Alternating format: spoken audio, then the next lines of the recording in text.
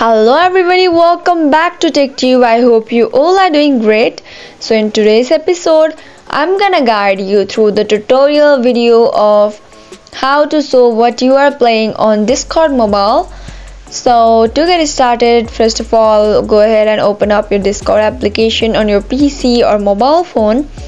And once you're inside the Discord application, you'll be appear with somewhat like this on the screen interface. Now from the appear screen, go ahead and click on the user setting.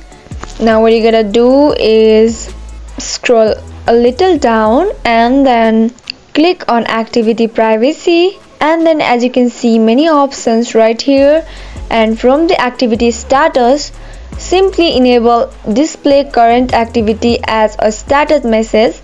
Enable it, and the time you will be playing any games, it will show on your Discord mobile.